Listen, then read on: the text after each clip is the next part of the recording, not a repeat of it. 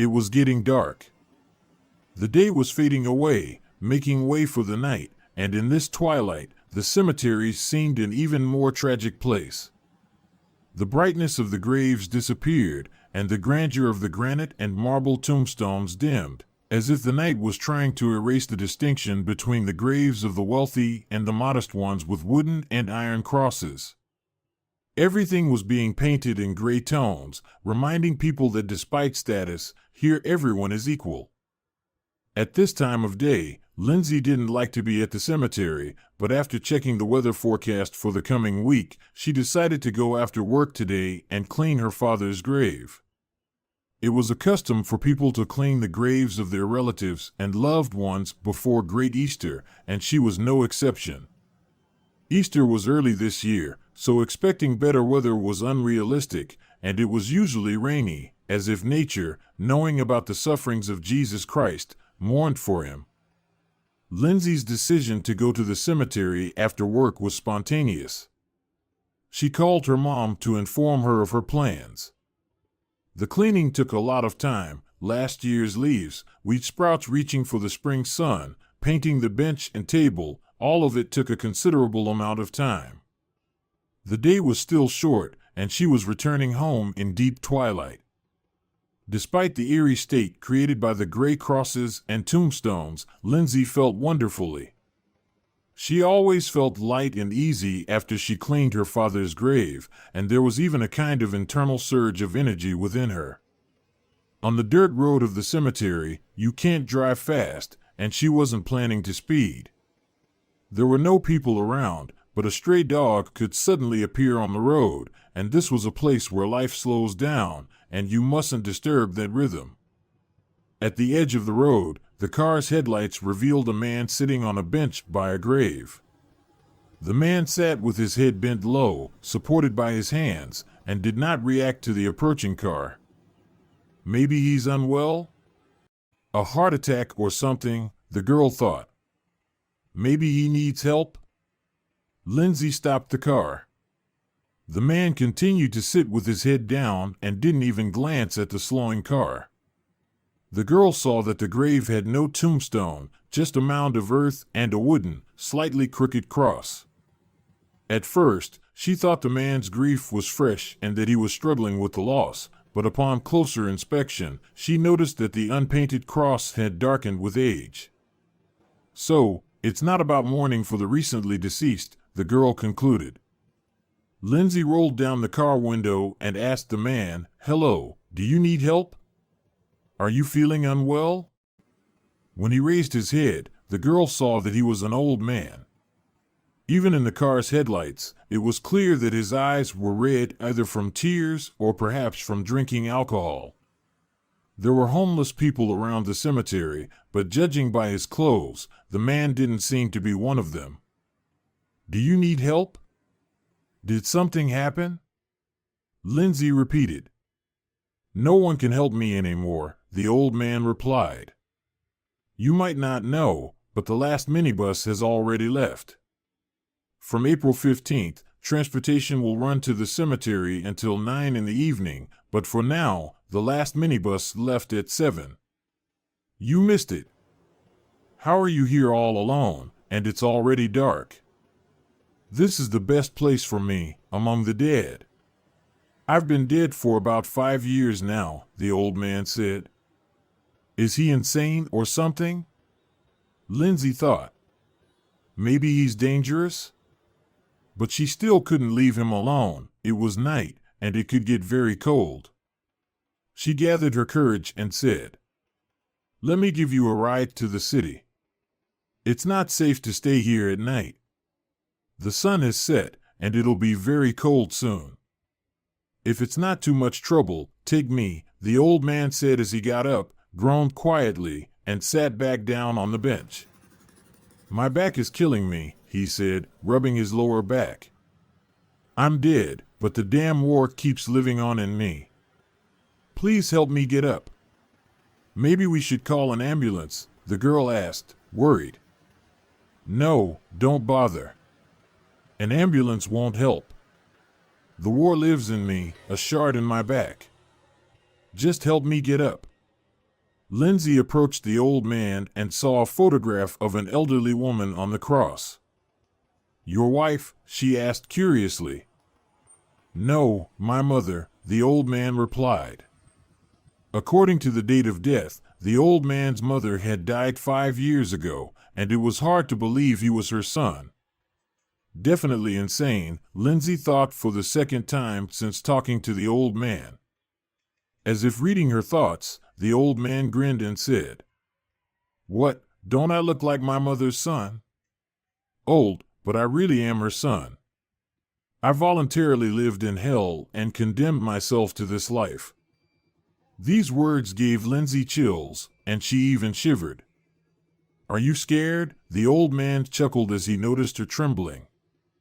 "It's pointless. You don't need to be afraid of me now. I'm dead, like everyone else lying in the ground here, except that I still walk by the right of these graves."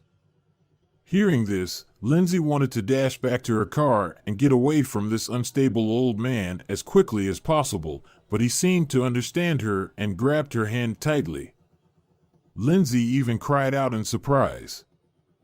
"Don't scream," the old man said calmly.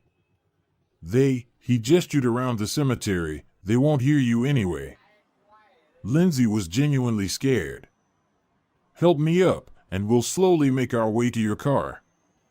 While they were still at the cemetery, neither the old man nor Lindsay said a word. Lindsay was literally trembling with fear. Behind her on the back seat was a half-man, half-dead figure, and she no longer understood what world she was in. "Don't shake so much," he said. "I'm not a vampire or anything. I'm an ordinary person, if you can call me a person."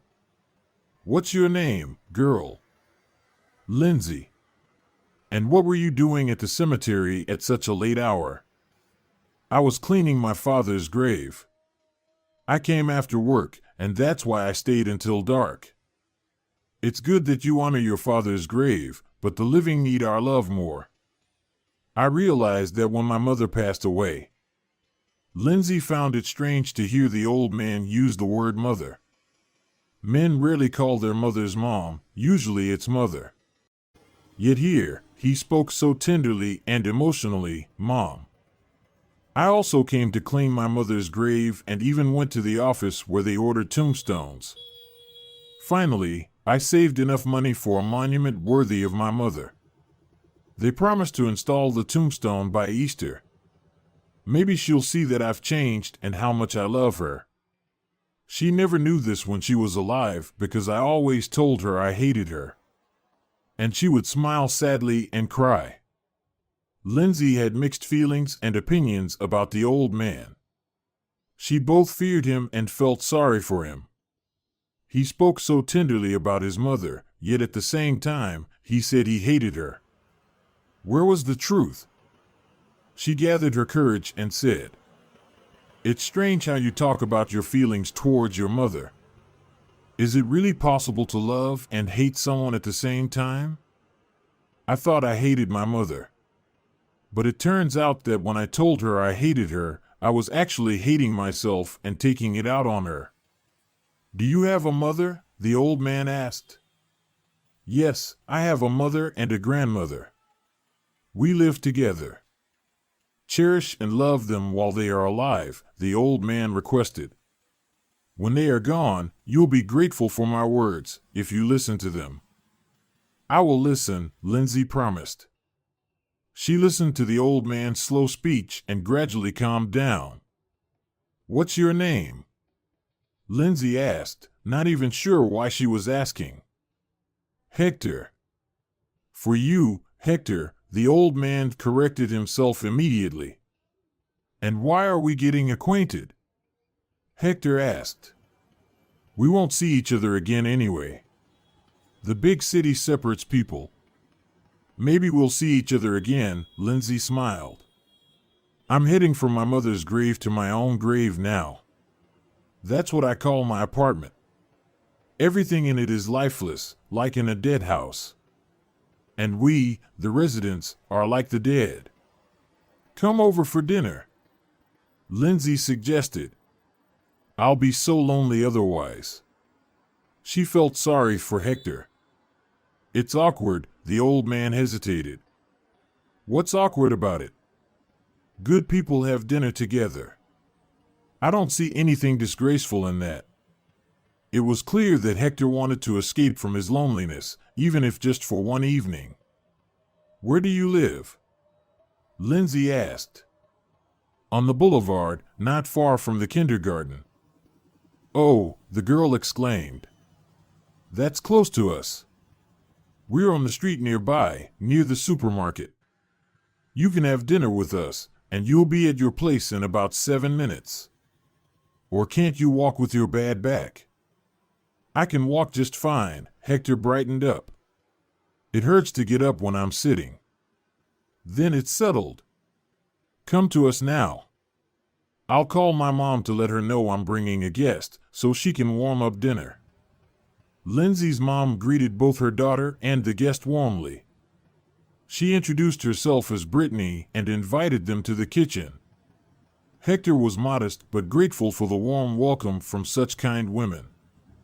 Hector washed his hands and asked Brittany, "Where is the grandmother?" Lindsay said that you live with your grandmother. Make yourself at home, Hector. My mother is blind. I'll bring her out, and then we'll have dinner. Lindsay's mother entered the small kitchen, and slowly, a frail old woman with a sightless gaze shuffled in beside her. Mom, Brittany said, a bit louder than usual. We have Lindsay's friend Hector visiting us today. And this is Miranda, my husband's mother. Good evening, Hector, the old woman said quietly. Mom. Hector suddenly jumped up, startling everyone. He rushed to the old woman, tears in his eyes, and kissed her gnarled, wrinkled hands. The old woman flinched in surprise, then, as blind people do, felt Hector's face. She stroked his hair and said, Derek, oh my dear, don't cry, Miranda said soothingly, stroking Hector's head. You see, neither Brittany nor Lindsay are abandoning me. Everything is all right with us.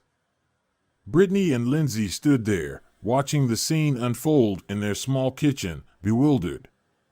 Why was Hector calling Miranda Mom, and she was calling him Derek? Sorry, Hector said. For a moment, I thought I saw my own mother. And I heard the voice of my son Derek, Miranda said. Don't think I'm some kind of crazy person, and don't be afraid of me, Hector added. I'm just lonely and unhappy. And inside, I'm already an old man, even though I'm only 48. It seemed Hector needed to talk to someone, and no one stopped him. He continued his story. When my mother died, I died with her. I've been dead for 5 years. I walk, breathe, talk, but I don't feel alive. I see my mother in every elderly woman, but I'm afraid to look into their holy faces, into their eyes. I'm afraid to see reproach and hatred in them. I feel like they know everything about me, and I can't hide from their all-knowing eyes. I always think that when I look into their faces, I'll see their smile and tears at the same time, like my mother's, when I told her I hated her, and she smiled and cried. Hector paused his story and looked out the window. He wanted to hide his tears, but it's impossible to hide when someone is filled with such pain. Cry, cry, my dear, Miranda said. She pulled her chair closer to Hector and took his hand. She stroked his hand, and he buried his face in the old woman's shoulder and cried bitterly. There, that's good. You're crying, which means you're alive, Miranda comforted him. Your soul is alive, everything will be all right. No, it won't be all right. I was a normal boy, like all the boys of that time. My mother, father, and brother, whom I adored and tried to emulate in everything, were all alive. We were a real family. Sorry for my rambling, I'm nervous, Hector continued. It's all right, Miranda patted his hand encouragingly. We understand you perfectly. Lindsay brought a glass of water to Hector. He took a few sips and smiled gratefully at her. At 18, I was drafted for military service, and after training, I was sent to war. What did I see there? An 18-year-old boy. It's better not to talk about it. I'll just say that the nerves of two guys from our unit couldn't handle the horrors of war, and they ended up in a psychiatric hospital. Now they're in a care home for people with mental illnesses. I visit them there. There are many guys like that who never manage to recover from the burden of war. Sometimes they go into remission and even recognize me, but mostly. Hector paused, as if he were no longer with Miranda, Brittany, and Lindsay, but with those guys who, despite being alive, had their lives ended by that cursed war. Sorry for bringing such gloom about my worthless life. It's already late, and you need to rest, while I'm here telling you a story that doesn't exactly encourage rest. Tell us, Brittany said firmly. A person needs a person. And like forever, he needs to share his pain. And since fate has arranged that you are our guest and you have the desire to tell us everything, we want to listen to you. Miranda continued to hold Hector's hand and, to support him, gave it a gentle squeeze. While I was in the army, my father died. He was so worried about me that his heart couldn't bear it. I didn't even bury my father and found out about his death 3 months after he was buried. They don't send urgent telegrams during war. While I was fighting there, neither I nor my parents could contact each other. Even letters arrived once every 6 months.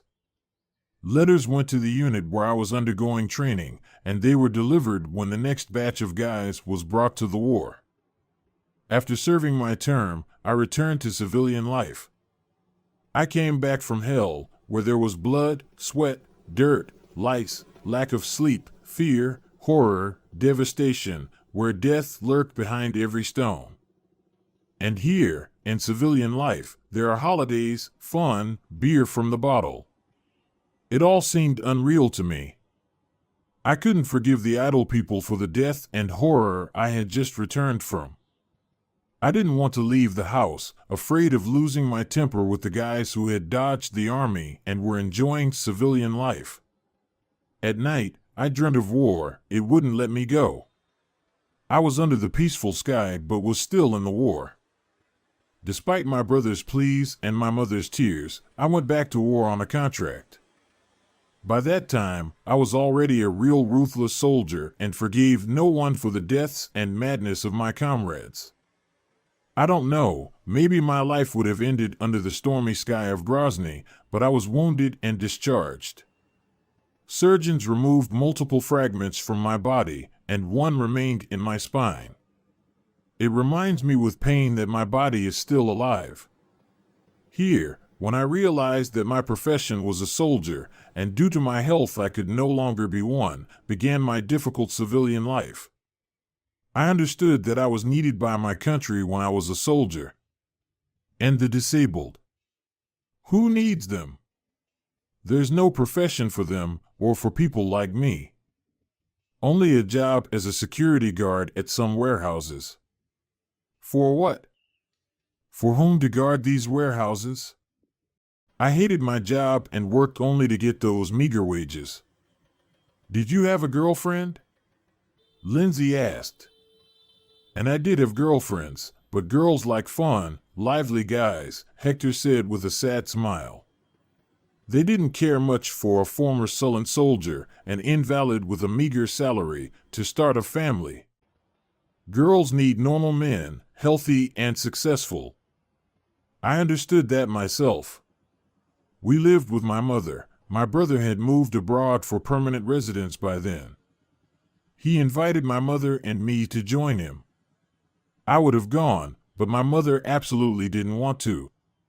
I don't want to face my old age in a foreign land. Everything here is dear to me, son, she would say. But you go, young man, you need to build your own life. I couldn't leave my mother alone here and later regretted not listening to her and going to my brother. maybe my mother would still be alive, and my life would have turned out differently. I began to escape the futility of my life through alcohol. I became addicted and gradually turned my mother's life into hell. I even lost the job I hated. Who would trust an alcoholic with warehouses? Now, day after day, I was home, drinking, and drinking. I drank away my pension. My mother cried and begged me to wake up. She hugged me and said, "Hector, son, please, don't drink." And I would push her away and yell, "How you annoy me! How I hate you with your whining! When will you finally die? Why do you keep following me?" Oh, Brittany sighed loudly and covered her mouth with her hand. Yes, that's what I said," Hector continued. And my mother smiled through her tears. I'll never forget that, her guilty smile, as if she blamed herself for everything that was happening. When I left the house for another round of alcohol, she wouldn't leave the window, waiting for me. And when I came into view, she would adjust the curtain and move away from the window. She was afraid I'd see her in the window because I would yell at her for it. "Why are you always peeking? When will I finally not see you in that window?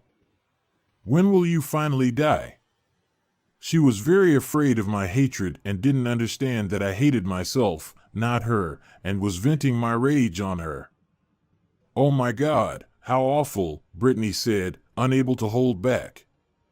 "Hector." She couldn't find anything else to say to him. So, one day, coming back from the store with alcohol, I didn't see my mother at the window.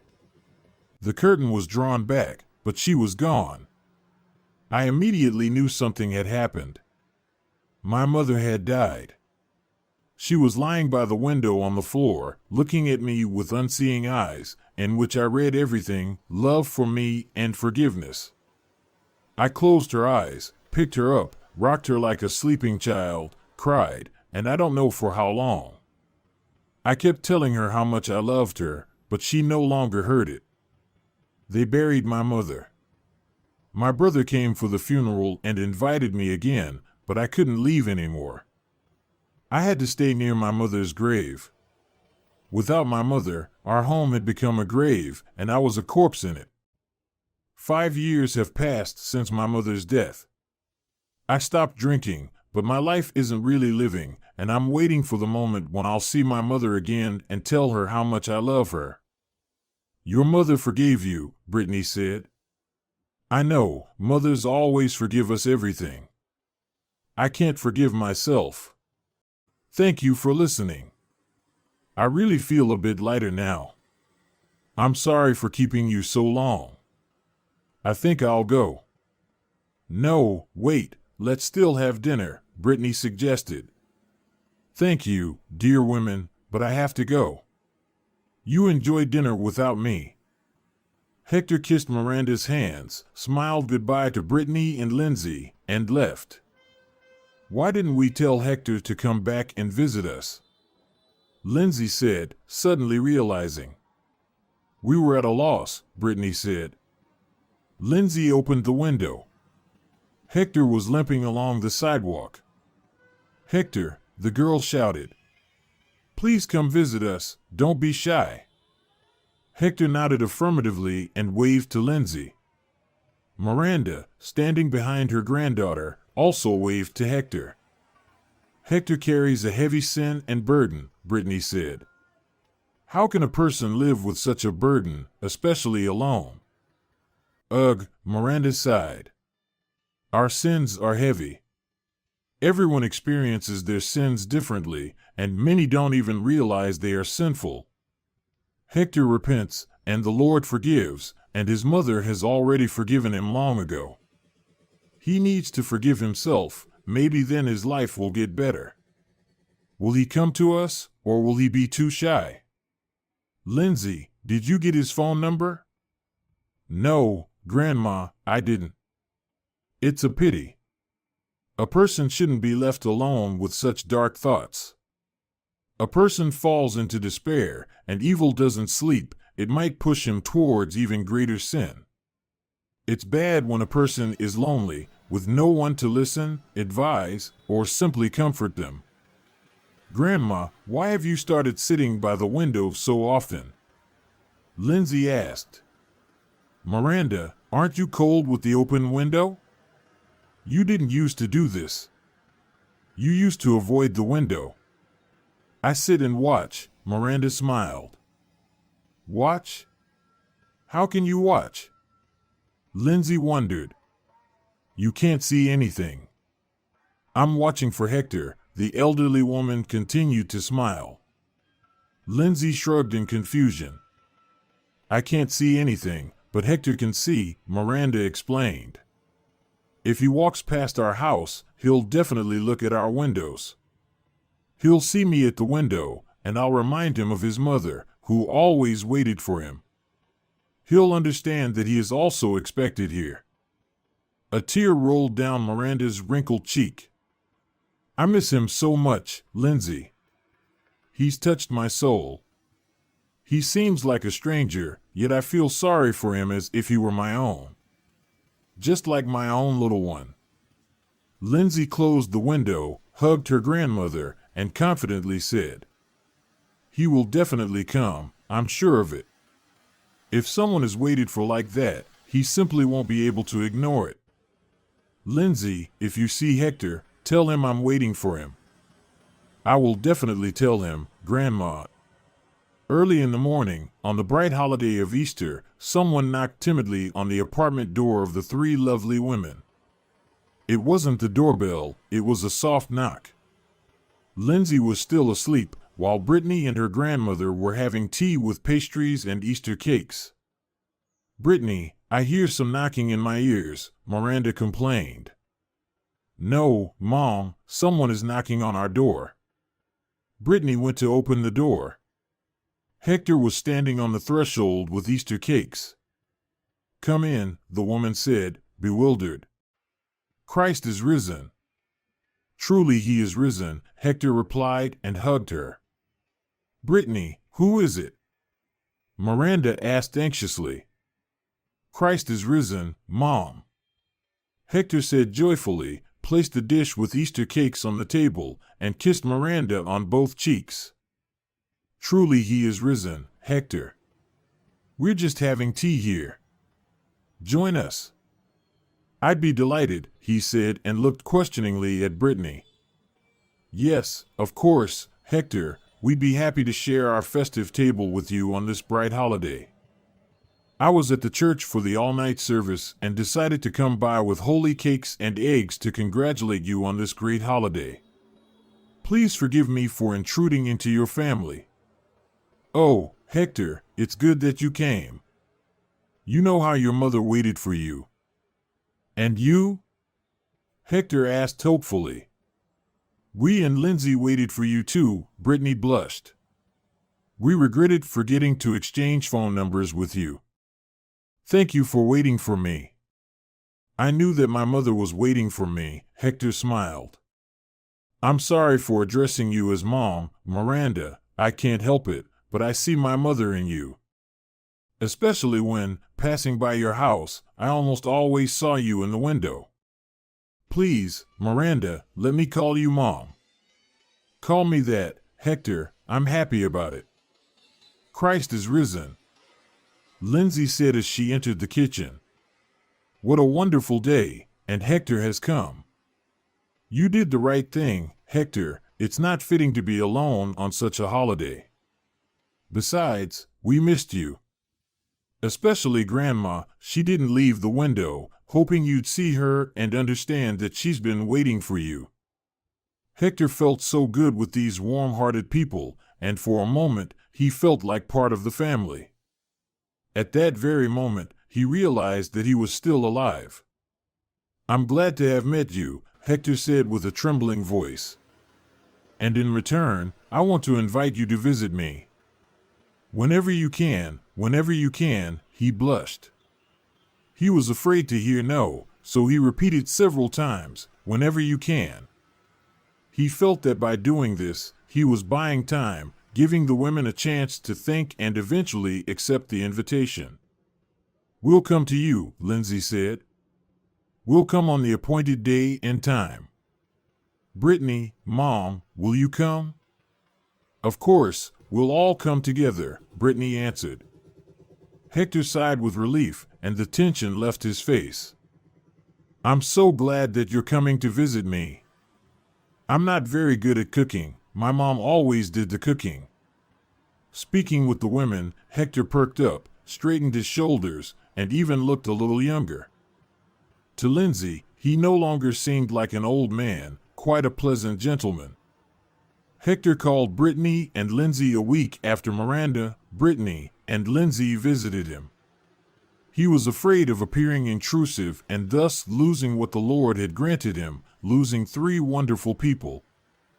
Hector excitedly and somewhat incoherently talked about a surprise for Miranda, but Brittany didn't quite understand what it was about. I'll be right back, Hector said. And you'll find out everything. Brittany was astonished when Hector came into the apartment, pushing a wheelchair in front of him. I bought this for Mom, Hector beamed with happiness. Now Mom and I can go out for long walks. What? Brittany was horrified. We can't accept such an expensive gift from you. Hector, this is too much. This kind of money, such gifts from a stranger.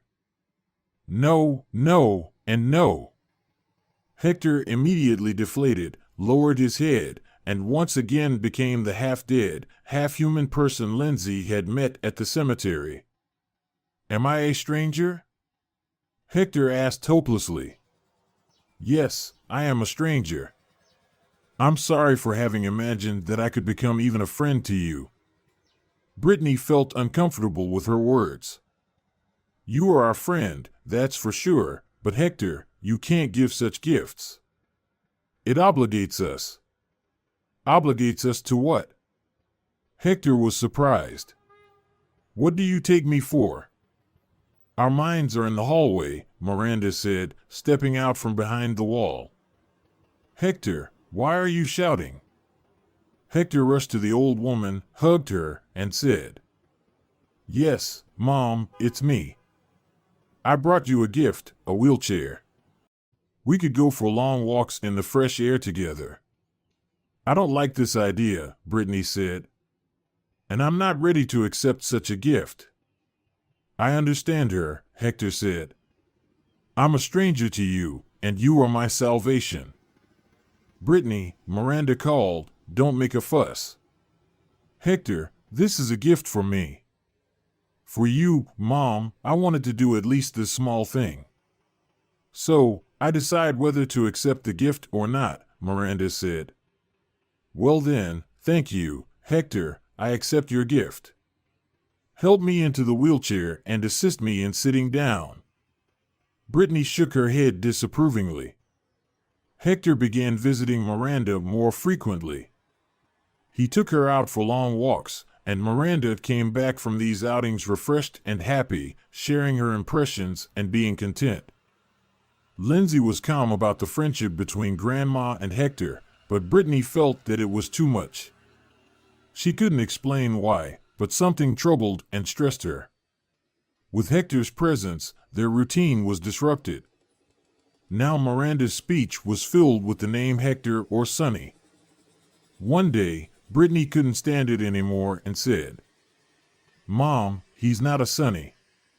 Your son Derek has long been in the grave, and Hector is a stranger with a broken psyche. I'm afraid that your friendship with him will lead to consequences that I'll regret not having prevented. What consequences? Miranda asked. Why are you like this, Hector? If you think I've forgotten where my Derek is, you're mistaken. I remember. And as for Hector becoming like a second son to me, I don't see anything wrong with that. He's not a stranger to me. Sometimes, Brittany, a stranger can become closer than your own. The more I interact with him, the more I'm convinced that he's a normal person.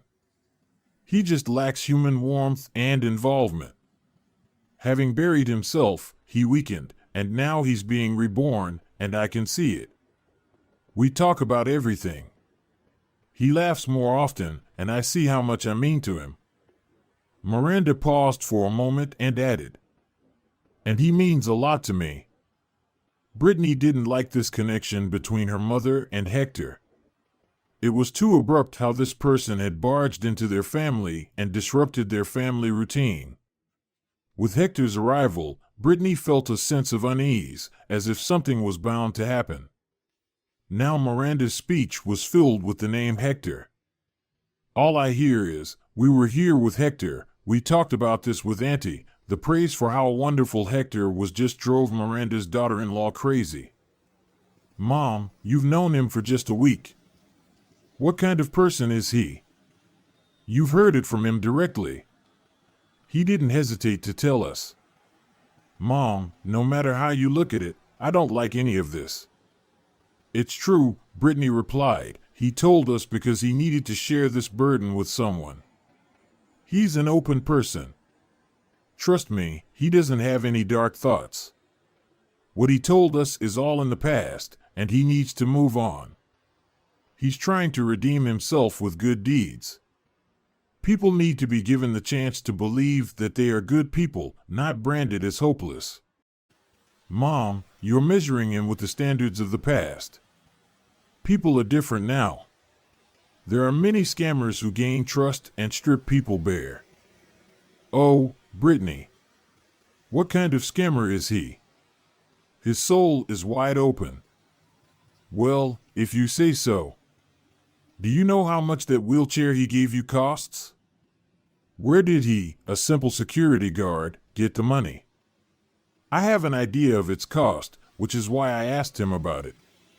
He said he bought it on credit. He has a pension for his injury, war compensation, and he works." "Whether he was really a war participant is a big question," Brittany said angrily.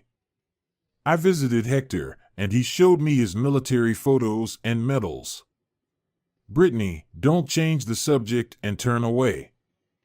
I love him just like I loved my Derek, my son, and that's it. And are Lindsay and I not as loved as Hector?" "Mom, how can you say that? You and Lindsay are my life. Don't make me choose between you and Hector. It's not easy for me." I understood that her conversation with her mother-in-law wouldn't change Miranda's opinion of Hector.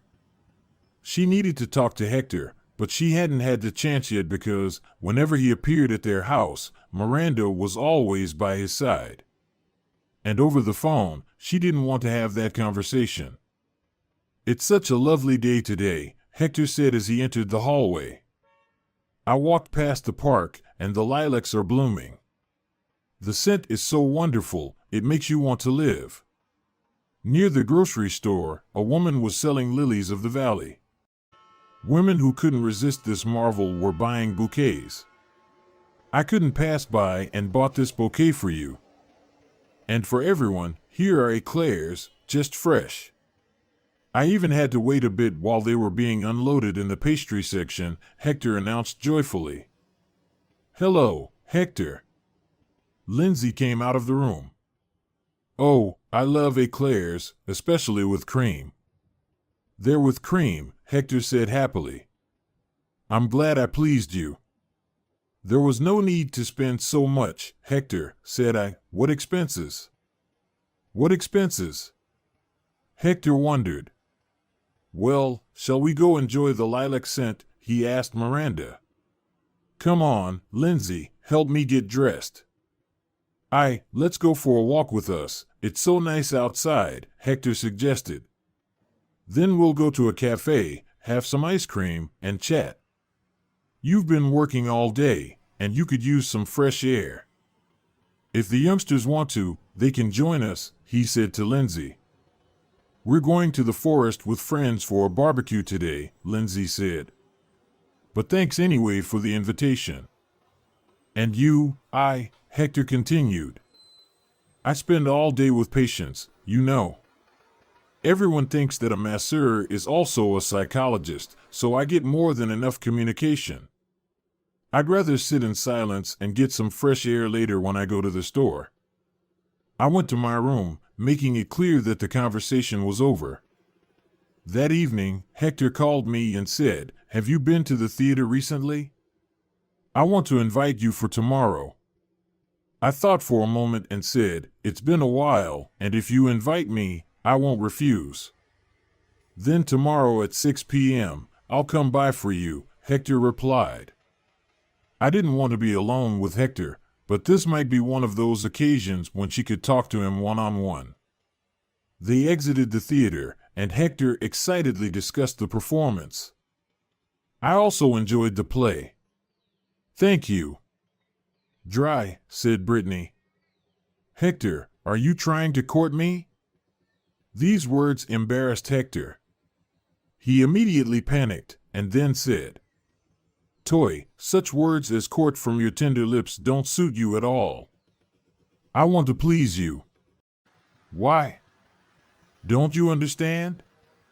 When someone likes someone, they try to please that person. I'm no exception. I liked you. So you decided to get to me through my mother?" Toy asked. "No, why would you say that? I love my mother very much. I've already told you that. It's not one-sided love. My mother accepted me as her own. Our relationship as mother and son is very precious to me. And you are something entirely different. Why did you bring this stroller?" Toy said, now raising her voice. "Do you want to buy me with this stroller?" "I never thought that a stroller would cause a rift between us," Hector said. "But think about it.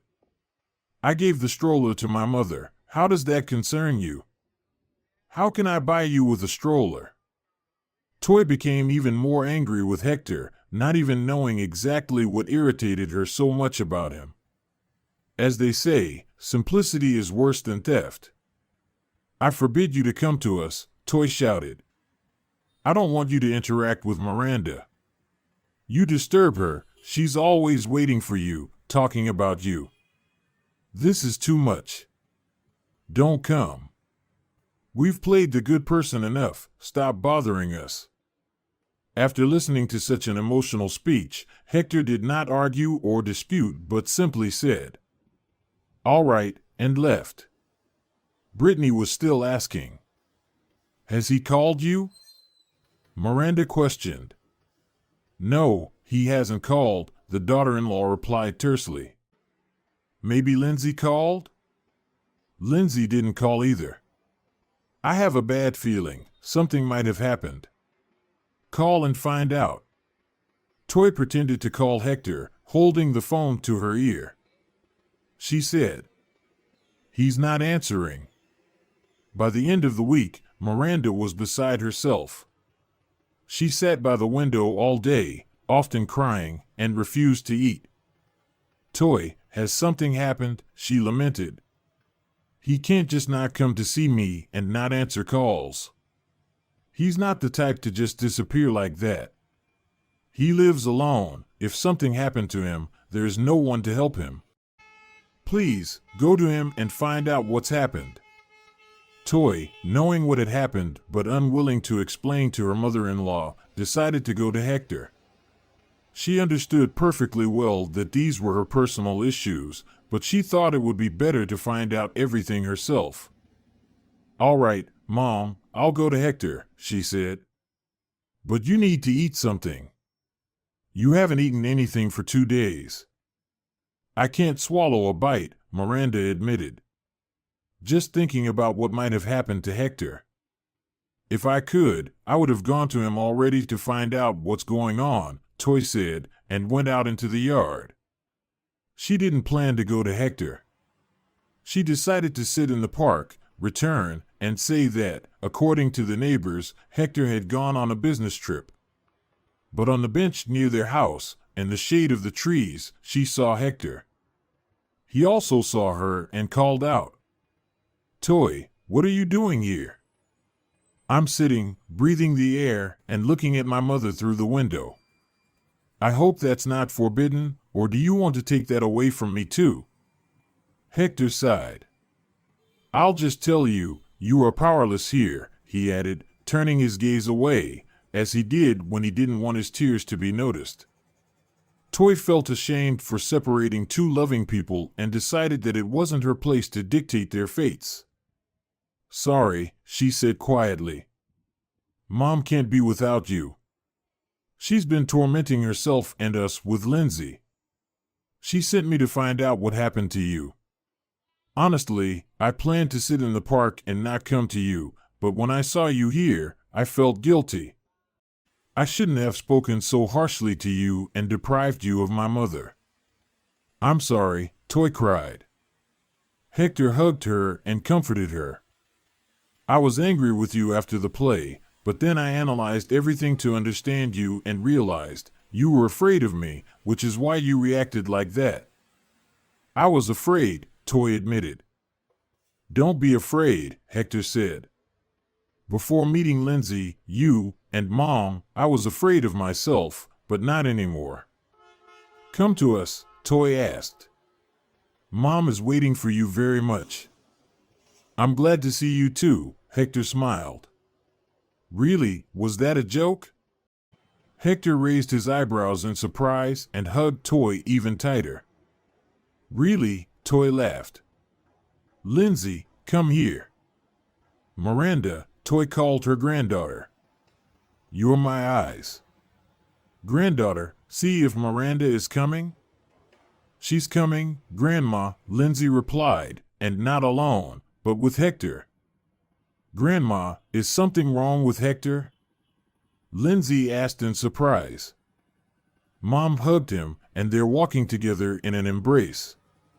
"Oh Lord, save them, Lord, my Hector is alive." "Lindsay, go to the kitchen and prepare lunch," Miranda said. "We're going to have lunch. It's time." "Hector, why did you take so long to come?" "Really," she added, "how can you be away for so long? I thought my heart wouldn't endure." "I was on a business trip," Hector explained. "I was lying and didn't tell us anything, and didn't answer calls. An urgent business trip. I didn't want to disturb you at night, and where I was, the connection was poor." "Oh, now it's clear." "Never do that again," Miranda shook her head. "Even at night, call us, let us know if you're leaving." "I'll make it up to you," Hector said and winked.